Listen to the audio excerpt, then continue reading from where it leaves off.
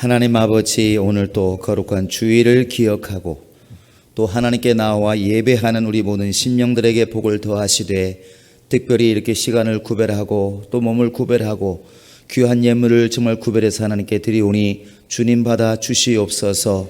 정말 주님께서 우리 모든 자들에게 복이 있게 하시되, 정말 우리가 손을 대는 일들이 복을 받게 도와주시며 우리의 주변이 복을 받게 도와주시며 우리로 인해서 하나님의 영광이 나타날 수 있도록 인도하여 주시옵소서. 감사하옵고 예수님의 이름으로 기도합니다. 아멘. 주 앞에 감사하는 여러분의 심령 속에 주의 복이 함께 하시기를 예수의 이름으로 축원합니다. 우리 옆 사람 보시면서 눈으로 반갑게 얼굴 뵈니까 참 반갑습니다 하고 인사 한번 하시기 바랍니다.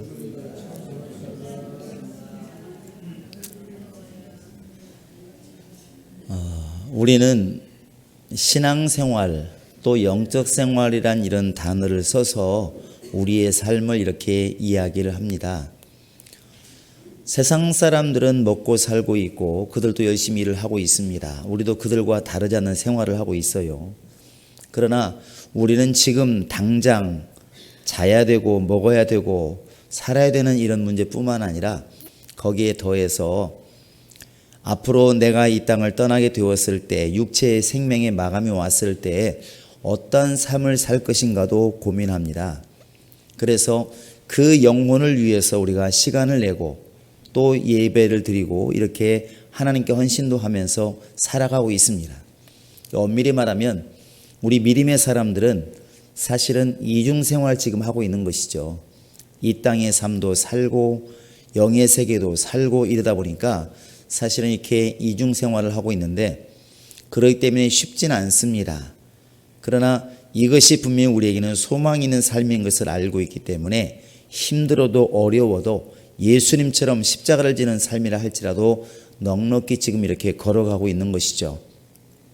그런데 이 영적 삶이라는 것, 영적인 삶이라는 것, 영적 생활, 또 신앙생활이라고 하는 이 생활이 엄밀히 말하면 결국 무엇일까? 하나님께로 돌아가는 삶입니다. 우리 인간은 이런 질문들을 많이 던졌습니다. 사람은 어디서 와서 어디로 갈까? 많은 철학자들이 여기에 대해 답을 얻어보려고 참 많이 애썼죠. 인간이 어디서 와서 어디로 갈까? 과연 먹고 사는 게 달까? 죽으면 끝나는 것일까? 이것이 우리 인간들에게 주어진 가장 큰 문제였습니다. 그래서 석가모니나 이런 분들도 그 왕자였다고 말하지 않습니까? 먹고 사는 것은 지장이 없었지만, 사는 것은 아무런 문제가 없었지만 머릿속에 지워지지 않는 문제가 바로 이거였다는 것이죠. 산다는 게 뭘까? 과연 이렇게 건강하게 살면 단가? 왕으로 살면 뭐해? 어차피 죽을 것인데. 사람이 장수하면 뭐해? 어차피 죽을 것인데. 그 다음에 끝은 뭐가 있을까? 이런 고민이 해결이 안 되니까 그 편안한 자리를 버리고 나가게 되는 것이죠.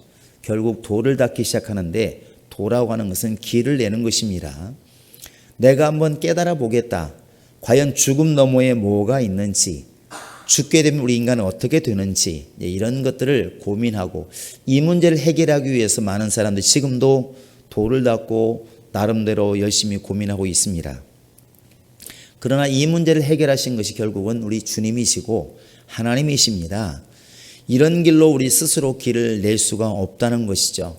신앙생활은 딱 한마디로 말하면 우리가 하나님께로 돌아가는, 바로 돌아가는 길이다, 이렇게 말할 수 있습니다. 성경은 하나님에 대해서 또 우리가 어떻게 살아야 되는지를 잘 설명하고 있습니다. 도덕적인 것도 담겨 있고 윤리적인 것도 담겨 있고 많은 영적인 게 담겨 있는데, 여러분 큰 눈으로도 좀 보시고 넓은 눈으로 보시고 가까이도 보시고 멀리 한번 신앙생활을 보시기 바랍니다. 신앙생활을 잘하는 비결은 어느 한 시점만 가지고 보는 것이 아니고 멀고 가까운 것을 잘 살피는 겁니다. 우리가 원근법이라고 그랬죠. 등산하신 분들이 압니다. 당장 눈앞에 돌이 있는지 없는지, 나무뿌리가 있는지 없는지 살펴야 됩니다. 그거 안 보면 넘어지기 때문에, 다치기 때문에 조심해야 돼요.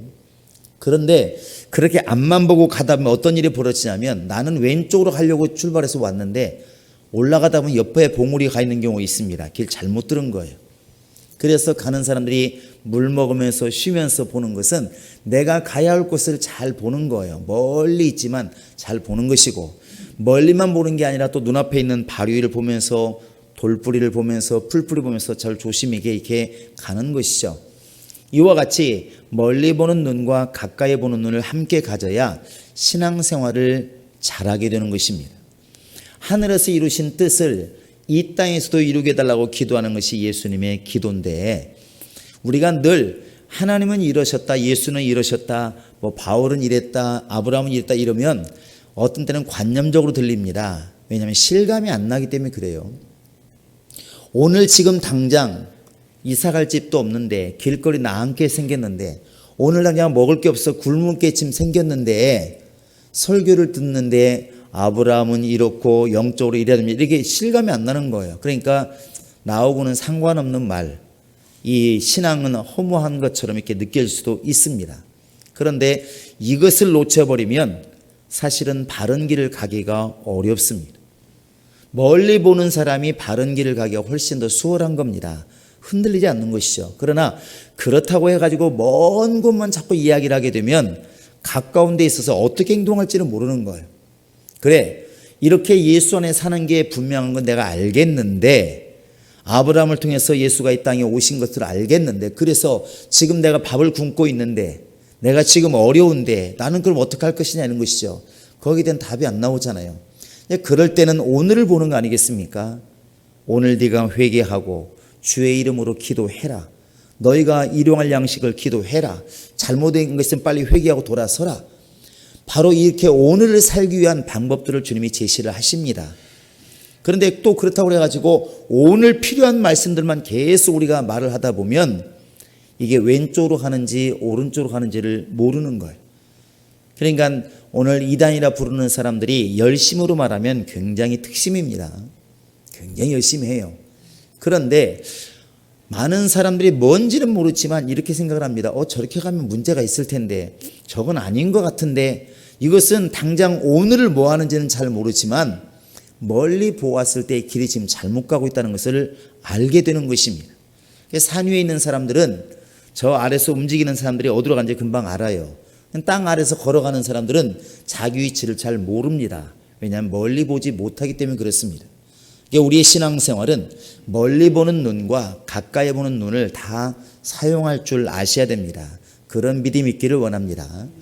신앙생활은 결국 하나님께 돌아가는 삶이에요. 어떤 길을 통해서든 걸어가고 지금 걸어가고 있는데 결국 주님께로 돌아가는 겁니다. 성경은 이것에 대해서 말하고 있습니다. 여러 가지를 이야기하고 있는데, 성경은 궁극적으로 말하고 있는 게 뭐냐면 하나님께로 돌아오라는 것이죠. 하나님께로 돌아오고 하나님과 함께 있었던 그때를 회복하라는 것입니다. 여러분, 그래서 성경을 우리가 성경 개관점을 시작할 때 말씀드렸었는데, 창세기와 요한계시록을 딱 맞춰가지고 이렇게 도화지를 접는다고 한다면, 그게 초등학교 때, 우리는 국민학교 다녔는데 초등학교 때 이렇게 미술 시간에 도화지 큰 거 하나 놓고 절반 접으라고 선생님이 얘기합니다. 그 다음에 왼쪽에다 그림을 그려요. 나비 한쪽을 그리든지 잠자리 그리든지 뭐 새를 그려놓고 아니면 마음대로 그리라고 합니다. 그 다음에 접어 그럽니다. 접어. 한쪽은 깨끗하죠. 딱 접고 나서 딱 피면 어떻게 돼요? 왼쪽에 그린 그림이 똑같이 오른쪽에 이렇게 판박이처럼 되어 있는 걸 봅니다. 이것을 뭐 데칼코마니 이렇게 얘기를 하더라고요. 그러니까 왼쪽에 나는 절반 왼쪽만 그렸는데 접어놓고 펴보니까 왼쪽에 있는 그림이 똑같이 그려져요. 어릴 때는 그것도 좀 신기했습니다. 근데 이 성경을 보면 창세기와 요한계시록까지 딱 접어서 보면, 예수를 중심으로 접어서 보면 그게 이렇게 맞아 떨어진다는 것입니다. 첫사람 아담과 마지막 아담을 이렇게 분리를 하게 되는데, 창세기에서는 인간이 죄를 짓고 에덴 동산에서 쫓겨나는 모습이 나오잖아요. 하나님에게서 멀어진 모습이 나옵니다. 그런데 요한계시록에 가보시면 알지만 이제 하나님께서 새하늘과 새 땅을 창조하시고, 마치 새롭게 에덴을 창설하시고 이 말처럼 새하늘과 새 땅을 창조하시고 우리로 하여금 다시 그 성에 들어오게 하시고, 창세기에서는 생명나무 열매를 먹는 그 길을 막아버리셨는데 요한계시록에서는 생명나무 먹는 그 열매가 있는 나무 길을 열게 하시고 들어가게 하시고 먹게 하시고 이렇게 회복이 됩니다. 성경은 결국 하나님을 떠난 이 인간이 어떻게 하나님께 돌아가야 되는가 이것을 설명한 것이 성경입니다. 그런데 많은 사람들이 이 하나님의 음성을 들으면서도 이 사실에 대해서 모르는 겁니다. 그러니까 이스라엘 백성들도 계속 마찬가지인데 내게로 돌아와라 돌아와라 이렇게 말해도 그 사람들이 왜 내가 돌아가야 되는지를 모르는 것입니다. 그러니까 여러분 구약 성경의 마지막 성경이 말라기잖아요. 말라기는 마지막 책인데 처음에는 제사장들에게 아주 호되게 혼을 냅니다. 왜 혼냈을까요? 제사장들이 자기 역할을 제대로 감당하지 못하는 겁니다. 원래 제사장은 하나님을 위해서 세운 자들이고 사람을 위해서 세운 자인데 그들이 어느 순간 이 제사장의 직분을 망각하는 것입니다. 재물의 눈이 어두워지고 백성들을 생각하지 않고 그래서 하나님이 그들을 책망하시는데 제사장들아 너희에게 분명히 화가 있을 것이다. 너희가 왜 이렇게 하나님의 일하는 것들을 번패스럽다 말하고 이것이 번거롭다 말을 하고 이런 것들을 정말 경히 여기고 제사하는 일을 경히 여기고 그래서 사람들로 하여금 하나님께 돌아오는 길이 자꾸 막히게 만든다. 제사장들을 많이 혼냅니다. 근데 그 뒤에 보면 3장 7절에 보시면 이렇게 말씀하십니다. 그러므로 빨리 내게로 돌아와라. 빨리 돌아와라. 이스라엘 백성들을 빨리 돌아와라. 내게로 돌아와야 산다. 그 잘못된 길에서 잘못된 행동에서 빨리 돌아와라. 그래야 산다. 이렇게 하나님이 말씀하셔요. 그리고 예수님이 땅에 오십니다. 저 이사야서 31장에 가보시면 비슷한 말이 나오는데 31장 1절에 보시면 만약에 세상으로 나를 버리고 세상으로 도움을 청하러 가는 사람이 있으면 애굽으로 도움을 청하러 가는 사람이 있으면 그 사람은 화가 있을 것이다. 하나님을 버리고 세상을 택한 사람이 있으면 화가 있을 것이다 이렇게 말을 합니다. 그런데 그 뒤에 6절에 가보시면 그러므로 이스라엘 백성들아 내게로 돌아와라. 내게로 돌아와라. 빨리 돌아와라 이렇게 말을 해요. 사실 호세아도 똑같은 말을 했죠. 하나님이 우리를 찢으셨지만 다시 하나님께 돌아가면 싸매어 주실 것이니까 우리 하나님께로 빨리 돌아가자 이렇게 말을 해요. 그게 성경입니다. 하나님께로 돌아가자고 하는 것이 성경이에요. 그런데 이스라엘 백성들은 어떻게 대답을 했냐면 야, 내 백성아 돌아오라 이렇게 말하니까 말라기 3장에서 이렇게 말합니다. 우리가 어디로 돌아가라이까? 어디로 돌아가리이까? 아니 도대체 어디서 왔길래 어디로 지금 돌아오라고 말씀하십니까? 이렇게 반문을 해요. 그러니까 하나님 말씀을 경히 여기고 깨닫지를 못했다는 것이죠. 지금도 불신자들 얘기합니다. 여러분 예수께로 돌아오십시오. 하나님께로 돌아오십시오. 지금도 수많은 곳에서 수많은 사람들이 외치고 있습니다. 근데 그들은 말합니다. 뭔 소리요? 어디로 가란 말이야? 이렇게 말을 해요. 그들은 하나님께 돌아가는다는 소리를 못 듣습니다. 그런데 우리가 알아야 될 것은 인간의 힘으로 돌아갈 길이 없다는 사실입니다. 여러분 인간이 우리가 하나님께 하늘이 닿도록 바벨탑을 쌓아서 한번 하늘의 문을 내보자 했지만 그것은 허무한 일이라는 것이죠. 그게 바로 하나님의 분노를 사고 망하는 일입니다. 하나님께서 우리에게 말씀하십니다. 내가 손이 짧아서 너희를 돕지 못하는 게 아니다. 귀가 없어서 너 어려운 소리를 내지 못 듣는 게 아니다. 다 듣고 있다. 그런데 내가 지금 너를 도울 길이 없고 네가 나에게 올 길이 없다. 왜 그랬을까? 죄라고 하는 것이 지금 가로막혀서 죄의 담이 있어서 네가 내게 오고 싶어도 올 수가 없고 내가 너에게 가고 싶어도 갈 수가 없다. 이렇게 말합니다. 결국은 구약에서는 우리 인간이 하나님께 돌아가고 싶어도 돌아갈 길이 없었다는 것입니다. 방법이 없었어요. 그런데 예수님께서 이렇게 말씀하십니다. 침례 요한의 때부터 천국은 침노를 당하나니 침노하는 자는 빼앗느니라 이렇게 말합니다. 하나님의 나라를 예수님이 열으셨는데 요한복음 1장 29절에서 바로 이렇게 말합니다. 침례 요한이 보라 세상 죄를 지고 가는 하나님의 어린 양이로다 이렇게 말을 해요. 이렇게 인류에게 모든 사람에게 예수를 소개했습니다. 예수를 소개했지만 사실은 하늘 들어가는 문을 소개한 겁니다. 문을 여신 것이죠. 그때부터 누구든지 하나님의 나라는 침노하는 사람의 것이다. 빼앗는 자가 침노한 자가 빼앗느니라. 이렇게 말을 해요. 그래서 우리가 다시 하나님께 돌아갈 길이 열린 것이죠. 강에는 돌아갈 길이 없는데 갑자기 배가 주어졌다면, 담이 막혀 있는데 담을 문을 냈다면 돌아갈 길이 있는 거 아니겠습니까? 바로 예수님께서 그래서 내가 길이고 내가 진리라고 말하고 있는 것입니다. 무슨 길입니까? 아버지께로 돌아가는 길이라는 것이죠. 왜 진리냐? 예수밖에 길이 없으니까. 아무리 담을 돌아보아도 문이 이거 하나밖에 없기 때문에 예수는 진리다, 이렇게 말을 하는 겁니다.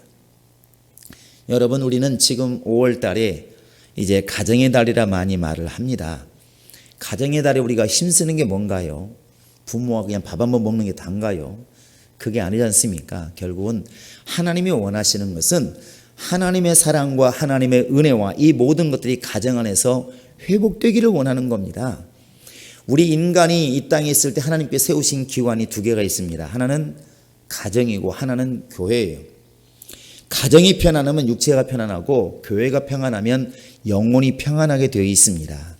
여러분, 이 두 가지가 다 건강하시기 바랍니다. 첫사람 아담, 바로 그 아담을 통해서는 하와를 통해서 가정을 만들었고, 바로 둘째 아담, 마지막 아담이신 예수를 통해서는 영적인 가정을 만드셨습니다. 그래서 아담이 아버지가 되고 하와가 어머니가 되고, 산자여미라고 말하지 않습니까? 어머니가 되고, 그 다음에 아들들이 태어납니다. 가인과 아벨. 또 누가 있습니까? 세 번째니까 셋이 아니면 셋이 있어요.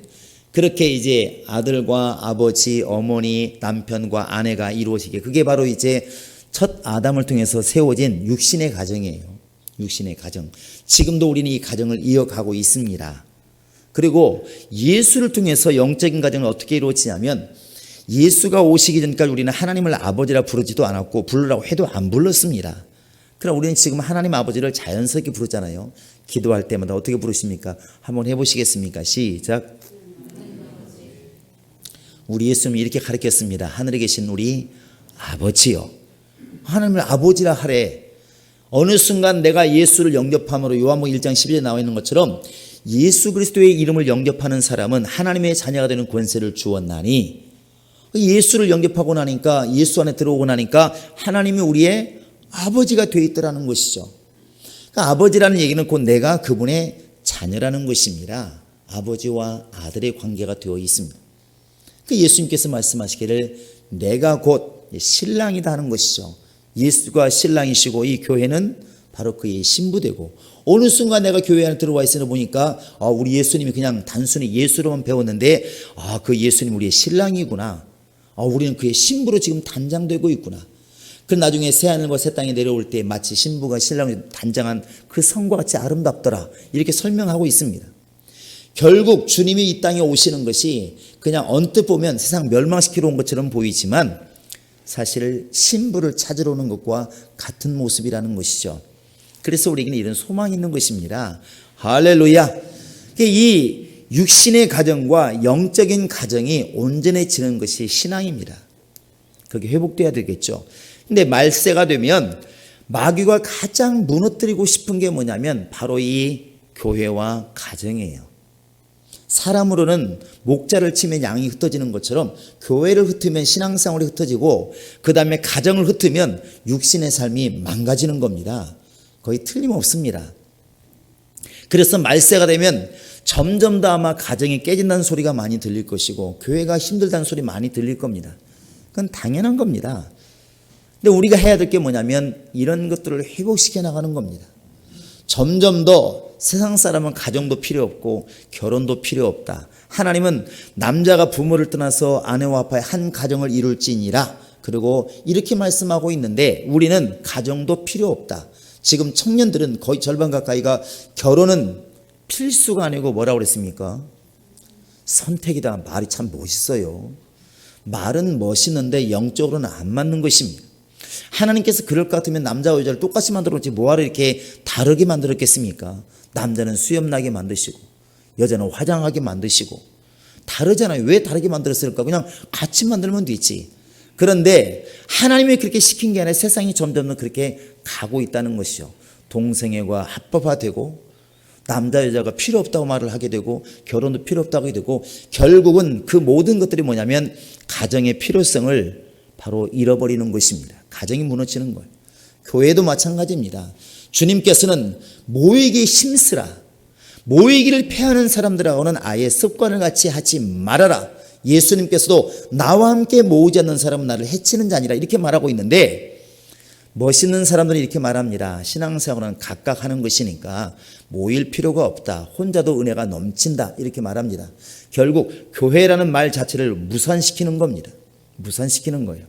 그런데 우리는 염두에 둬야 될 게 뭐냐면 가정과 영적인 가정이 다 회복되어야만이 그게 살아있는 교회고 살아있는 가정입니다. 할렐루야. 그리 되시기를 바랍니다. 그게 우리가 기도하는 거예요. 그런데 왜 우리가 이것을 힘쓰냐면 결국은 이 모든 것들을 가정이나 교회나 하나님께로 돌아가는 이것이 과정이기 때문에 그렇다는 것입니다. 늘 영적인 것과 육신적인 것이 다르지만 같다고 말씀드렸습니다. 그러니까 우리가 육신적으로 열심히 가정을 잘 화목하게 이끌어 보면 영적인 가정을 생각을 해요. 아, 이래야 되겠구나. 또 영적으로 충만한 사람이 육신의 생활을 함부로 하지 않습니다. 예를 들면 이런 거겠죠. 내가 신앙이 제대로 알아서 성령 받고 너무 충만해서 하나님 아버지 말씀을 잘 듣고 교회 말 잘 듣고 순종하고 신앙생활을 잘합니다. 너무 충만하게 잘해. 그런데 그 사람이 육신의 부모를 거역할까요? 고르반 그러면서 거역할까요? 불효할까요? 형제를 거역할까요? 그러지 않습니다. 절대로 그렇게 되지 않는다는 거예요. 왜? 하나님을 제대로 아는 사람은 형제를 사랑할 수밖에 없고, 하나님을 제대로 아는 사람은 주님께 받은 은혜가 있기 때문에 은혜를 끼칠 수밖에 없고, 정말 실제로 예수를 신랑으로 믿고 사는 사람은 육신적으로도 그 사실을 알게 된다는 것입니다. 이게 상호작용을 하는 겁니다. 이 아이를 낳아서 정말 자지 못하고 힘들면서 모든 걸 쏟아부어서 마음까지 쏟아부으면서 아이를 정말 소중하게 길러본 아이들은 우리 주님이 얼마나 나를 아낀다는 말을 그냥 알잖아요. 내가 너를 젖먹이는 엄마가 혹시 그 아이를 잊을지라도 나는 너를 잊지 않을 것이고 너를 내 손바닥에 새겼노라. 이렇게 말씀하시는 주님의 말씀이 어떤 말씀인지 금방 안다는 것입니다. 그게 바로 육신의 삶을 통해서 영적인 삶을 이렇게 깨닫게 되는 것입니다. 이게 분리된 게 아니라는 거예요. 하나라는 것입니다. 그런데 우리가 왜 자꾸 이렇게 하나님께 돌아가자고 말을 하냐면 회복을 주님께서 원하시기 때문에 그렇습니다. 하나님이 이 아브라함을 세우신 거 심심해서 세운 게 아니라 그래야 육신을 말씀이 육신되어 이 땅에 오실 예수가 오실 길이 마련되는 것입니다. 때가 되면 내가 네게로 돌아오리라. 그래서 이 아브라함의 믿음의 혈통을 따라서 예수님이 태어나시게 되고 그 태어난 예수를 통해서 온 인류가 사는 역사, 달리 말하면 하나님께 돌아갈 길이 열리게 되는 것입니다. 할렐루야. 여러분과 지금 나는 이런 일을 통해서도 회복이라는 것을 많이 고민하시게 됩니다. 회복은 회개를 통해서 시작이 되는데 우리가 죄를 범했을 때 바로 제일 먼저 오는 게 뭐냐면 회개예요. 돌아섬입니다. 오늘 말씀에 보면은 두 아들 중에 이제 첫 번째는 그나마 성실했기 때문에 집안에 있었는 둘째 아들은 좀 사업성 기질이 있었던가 봐요. 아버지, 돌아가시면 어차피 나의 줄 재산을 미리 주시면 내가 가서 사업을 잘해서 한번 멋지게 살아보겠습니다. 이렇게 나갑니다. 아들이 지금 잘못이 있을까요? 없을까요? 제가 볼 때 인간적으로 큰 잘못 없습니다. 조금 당돌하긴 하지만 아니 형목을 달라는 것도 아니고 자기 몫을 달라는데 무슨 잘못이 있나요? 그런데 이 아들이 나가서 열심히 사업을 하고 또 놀기도 하고 먹기도 하고 방탕을 했겠죠. 재산 다 떨어졌습니다. 돼지가 먹는 열매를 먹을 정도로 이제 가난하게 되었고 난처하게 되었죠. 그때 이 아들이 생각한 게 뭐냐면 아버지께로 돌아가리라. 아버지께로 돌아가리라. 이게 뭐냐면 돌이킴이에요. 이게 바로 회개입니다. 아, 이래서는 안 되겠구나. 이게 바로 회개거든요. 그런데 그때 이 둘째 아들이 하는 말이 참 중요해요. 하는 말이 뭐냐면 바로 내가 하나님과 아버지께 죄를 지었사오니 이렇게 말을 해요. 우리 한번 18절을 읽어보십니다. 18절입니다. 시작. 내가 일어나 아버지께로 가서 이르기를 아버지 내가 하늘과 아버지께 죄를 자, 이 탕자가 말하기를 아버지와 하나님 앞에 나는 죄를 지었사오니, 여기서부터 이제 아는 사람과 모르는 사람의 차이, 믿는 사람과 안 믿는 사람의 차이가 납니다. 불신자들은 죄라고 말을 하면은 남을 갖다 힘들게 하고 사기치고 죽이고 도둑질 이런 것을 죄라고 생각해요. 우리도 물론 죄라고 생각합니다. 그러나 하나님이 말씀하시는 죄의 근본은 그게 아니었다는 것이죠. 저 요한복음 16장에 보시면 성령이 오시면 죄에 대해서 의에 대해서 심판에 대해서 너희를 책망하실 것인데, 그때 하는 말이 뭐냐면 죄가 뭐냐 이렇게 질문합니다. 죄가 뭘까요? 그때 성령이 대답하시는 게, 성령이 깨닫게 하시는 게 뭐냐면 믿지 아니함이요 그랬습니다. 믿지 않는 게 죄라는 거예요. 여러분, 믿지 않는 것이 죄라고 하는 것을 늘 가슴에 새기시기 바랍니다. 이 탕자가 깨달은 것은 내가 아버지 재산을 다 탕진했구나, 내 몫을 다 잊어버렸구나, 이게 아닙니다. 바꿔 얘기하면 이 탕자가 그 뒤로 가가지고 장사를 잘해서 갑부가 되었다. 그러면 죄가 있어요, 없어요? 갑자기 혼란스러워졌습니다. 자, 탕자가 아버지 재산을 가지고 가서 진짜 사업을 잘해가지고 재산을 100배나 늘렸습니다. 원래 1000만 원 가지고 나갔는데 갑자기 10억을 만들었습니다. 죄가 있어요, 없어요? 인간적으로 아무 죄가 없는 겁니다. 아무 죄가 없는 거예요. 그런데 하나님은 그 모습을 보는 게 아니고 아버지를 떠난 것을 보는 것입니다.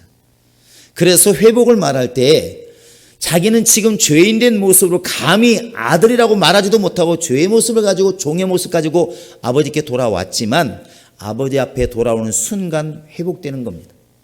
아들의 신분도 가난함도 모든 게 회복된 거예요.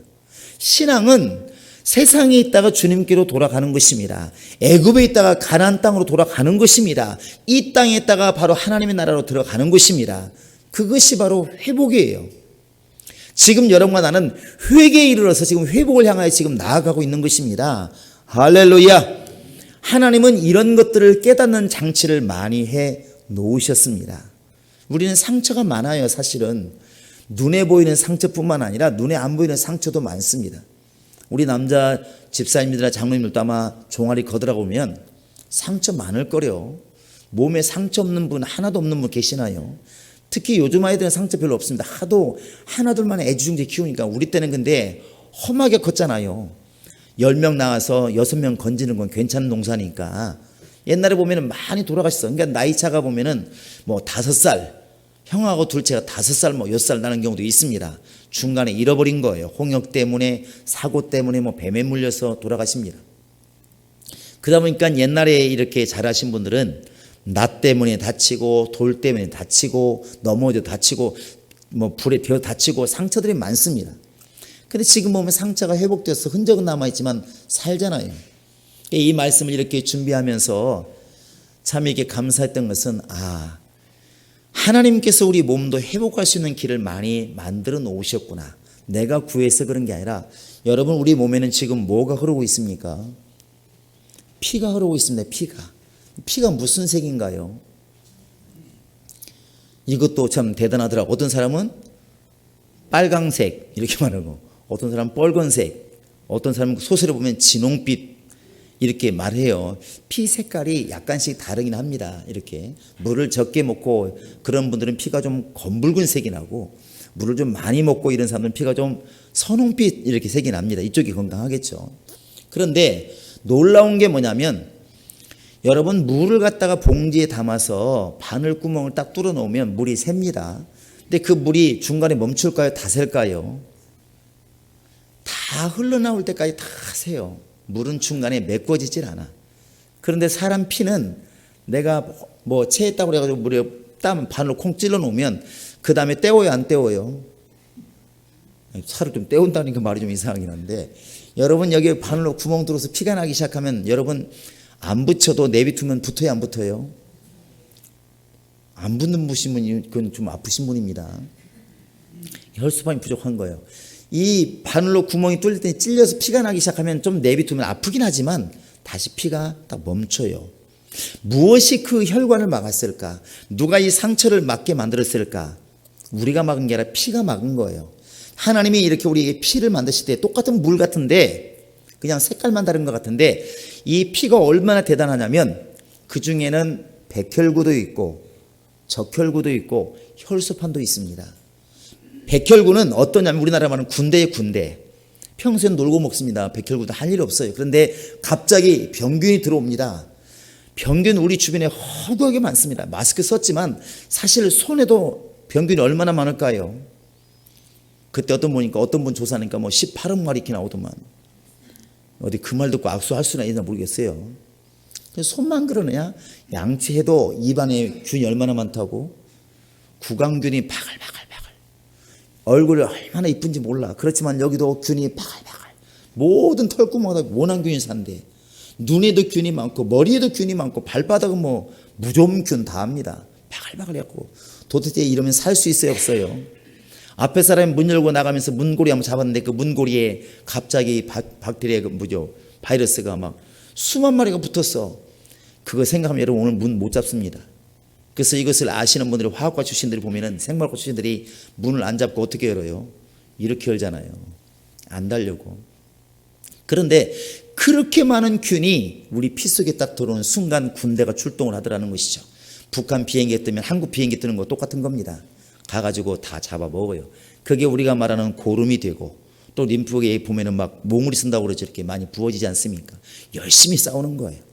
그런가 하면 우리 이게 피를 흘리게 되었을 때 그 피를 갖다가 계속 흘리면 사람이 죽으니까 육신의 생명을 잃으니까 하나님께서는 그 피가 보존되도록 만드신 장치가 뭐냐면 바로 이 혈소판이라는 것이죠.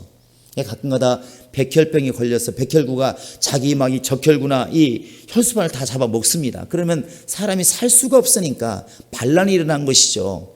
그 군인이 적군을 지켰는데 자기 백성을 죽인다면 잘못된 거 아니겠습니까? 그럴 때 우리가 수혈해 주는 게 뭐냐면 바로 혈소판이에요. 혈소판. 지금은 옛날처럼 무조건 이렇게 헌혈한다고 그래가지고 빨간 피를 다 빼는 게 아니라 혈소판만 따로 분리해서 뽑습니다. 그럼 훨씬 더 헌혈하는 사람이 수월해요. 저도 몇 번 이렇게 해봤는데 그 혈소판만 뽑으면 약간 오줌 비슷한 색깔이 이렇게 나오더라고요. 이게요. 그것만 뽑아가는 겁니다. 이렇게. 우리 몸이 상처를 입어도 몸 자체가 회복할 수도 하나님께서 이렇게 만들어 놓으신 거예요. 여러분 감사하지 않나요? 감사한 거예요. 저도 한 2주 전에 이렇게 꼬라박아가지고 이렇게 지금 손이 상처가 나가지고 손을 아주 제대로 못 쓰긴 하는데 지금 거의 90%가 돌아온 것 같습니다. 어떤 분은 저한테 왜 소염제를 안 먹냐, 왜 또 약을 안 먹냐, 병원에 안 가냐, 저 공격 많이 받았습니다. 네, 이런 믿음이 있더라고. 아마도 내 안에 의사가 있어서 아마도 시간 지나면 고쳐질 거야. 근데 실제로 많이 거의 지금은 고쳐졌습니다. 이게 뭐냐면 회복이라는 거예요. 회복.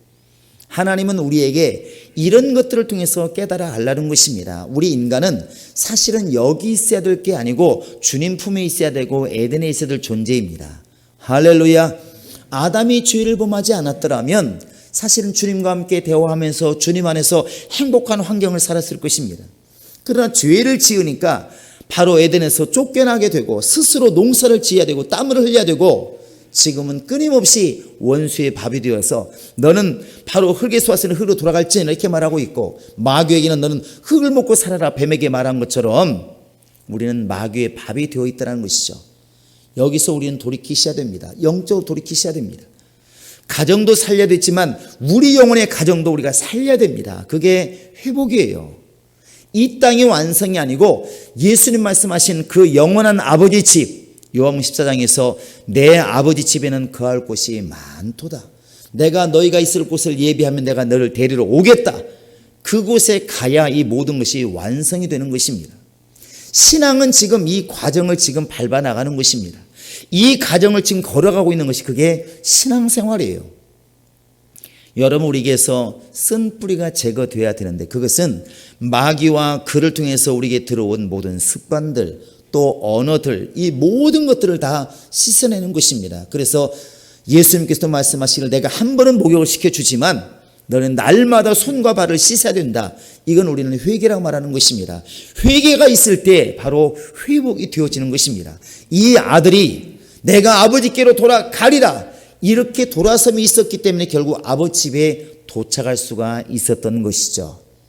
여러분 우리는 회복할 게 많이 있습니다. 영적으로는 예수를 통해서 아버지 집에 가야 될 영원한 회복을 지금 우리가 이루어야 되고, 육신적으로는 병든 모든 것들을 고칠 만큼 우리는 하나님의 역사할 만큼 회복이 되어야 될 것이고, 또 마음의 상처, 영의 상처, 사람과 환경 때문에 오는 모든 상처들이 싸매어집니다. 이 상처를 많은 사람들은 트라우마라 이렇게 얘기를 하더라고요. 물에 빠져 죽을 뻔한 사람들은 절대로 물을 보면 두려워합니다. 불로 인해서 죽을 뻔한 사람들은 다음에 불만 보면 겁이 난다고 그러잖아요. 마음이 떨린다는 것입니다. 그게 트라우마라고 말을 합니다. 지진을 겪어본 사람들은 조금만 흔들리면 막 가슴이 벌렁벌렁 한다는 것이죠. 이게 트라우마입니다. 그래서 나라에서 요즘은 그런 큰 재난이 있을 때 단순히 집만 지어주는 게 아니라 정신 상담을 받게 하고 상담을 받게 해가지고 그 트라우마까지 해결해 주려고 애를 씁니다. 왜? 그게 회복이 안 되면 정상적인 삶을 살 수가 없습니다. 여러분, 우리는 지금 이 아침에 또 우리가 하나님께 예배하면서 우리를 돌아봐야 될 것은, 우리가 깨달아야 될 것은 주님은 지금도 우리를 부르고 있다는 사실입니다. 내게로 돌아와라. 세상이 재밌고 즐거워도 거기는 마지막은 멸망이니까 빨리 돌아와라. 너 돌아서라. 너 지금 겪은 환난이 힘들고 어려웠지만 내게로 와라. 그래서 예수님은 치료자이시고, 예수님은 구원자이시고, 예수님은 친구이시고, 예수님은 아버지께 나아가는 영원한 회복으로 나아가는 유일한 길이라고 지금 말씀하고 있는 것입니다. 우리 모든 성도들은 정말 마음속 깊은 곳에서부터 아버지께로 늘 돌아가야 된다. 아버지 품에 있어야 된다. 늘 마음을 먹으시고 돌이키시고 오늘이라 부르는 날에 모든 것을 돌이키셔서 내 아버지를 바라볼 수 있기를 주님의 이름으로 축원합니다. 내 영혼아 아버지께로 돌아가자. 시작. 내 영혼아 아버지께로 돌아가자. 하나님은 오늘 또 우리를 부르십니다. 세상으로 점점 더 멀어가지는 영혼, 그 영혼 빨리 돌이키시라고, 빨리 그 마음 돌아서라고 지금도 외치고 있습니다.